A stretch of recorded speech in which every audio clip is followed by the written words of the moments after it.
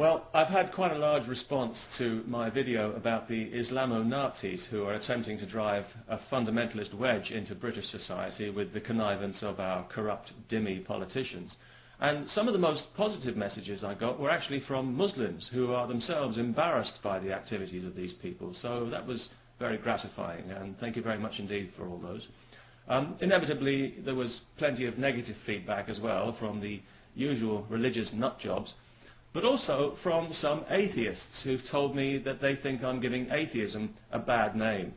Yeah, right, like it ever had a good name. I've been told things like my arguments are too crude, I'm damaging the atheist cause, I'm not contributing to the debate, and my personal favourite, you won't convert anyone to atheism by insulting people. Well, okay. First of all, as regards being crude, we are talking here about religion, in case you hadn't noticed, and it doesn't come any cruder than monotheistic dogma. I mean, I can only aspire to that level of crudity, but just for your sake, I promise to do my very best.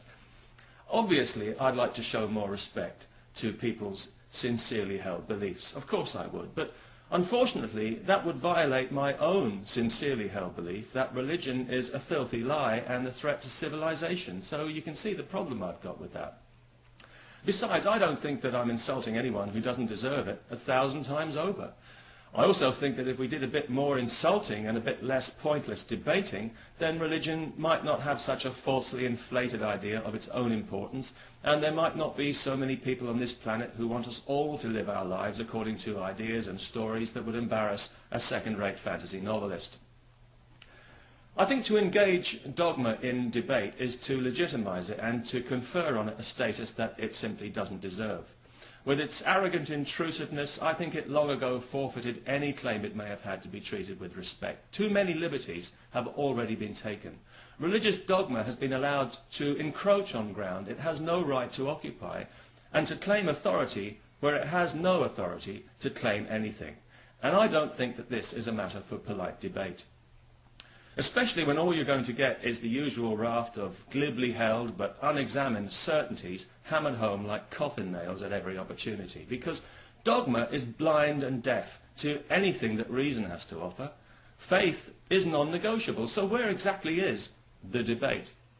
You obey the rules of reason, religion ignores them and neutralizes your argument before you even opened your mouth.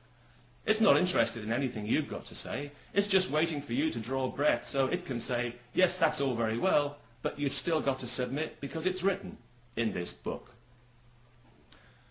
Right now in the UK, some Christian fanatics are attempting to take out a prosecution for blasphemy against the producers of a popular comic opera. Now, the very idea of blasphemy, the idea that blasphemy even exists as a concept, says it all for me about religion, because what this really means is that some human beings have taken it upon themselves to feel insulted on God's behalf.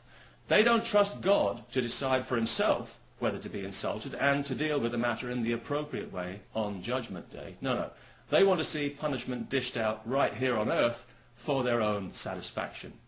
Because it's not really about God, is it? It's really about them and their personal mental illness, as it so often is when religion is exploited and misused by pig-ignorant, narrow-minded zealots. This is the same mentality that wants to compel us all to live in the past. Now, the past has plenty to teach us, but I don't think it should be allowed to detain us against our will. Freedom from religion, from other people's unprovable beliefs, is our basic human right. At least I think it is. And some very determined people would like to take that right away from us. And if we don't do anything about that, they're going to be allowed to succeed. Maybe you think that the way to deal with this is to engage it in polite debate and to make all your little points and counterpoints and show us all what a clever dick you are. And that'll be great fun for you. And the good news is you don't even have to worry about somebody like me coming along and damaging your cause, because you haven't got a cause. What you've got is a hobby. If God existed, and if I had any reason to ask him for anything, I think I'd probably ask him to save me from the curse of polite and deferential atheists. Religion is out of control right now precisely because too many people have been too diplomatic for too long.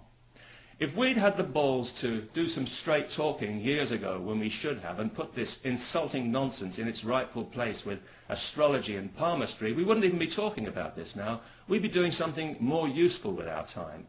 What a waste of an enlightenment. So my position is pretty clear. Believe whatever you want, but if you want me to believe it, then provide evidence or expect mockery and ridicule. Do not expect polite debate. I'm not trying to convert anyone to anything. I don't give a damn what anyone believes, as long as I don't have to keep hearing about it. And by the way, that would include condescending atheists, just for future reference. I'm not interested in arguing about whether God exists or not. I couldn't give a shit. If he does, he can go and suck eggs for all I care. In fact, he can know himself in the biblical sense. Because I want nothing to do with any God who would encourage murder on his behalf, which the God of the desert repeatedly does. In fact, I'm ashamed and embarrassed to have been created by somebody with such moronic values, which is why you'll never hear me bragging about it. So I'll carry on giving his so-called religion the verbal finger, and you can carry on with your polite discourse, and who knows, maybe you'll come to some kind of amicable compromise where you only have to spend half your life on your knees. That might work for you, and if not, well, at least you'll have something to keep you occupied, which is the main thing really, isn't it? Okay, that's enough. I'm out of here. Peace and love to one and all.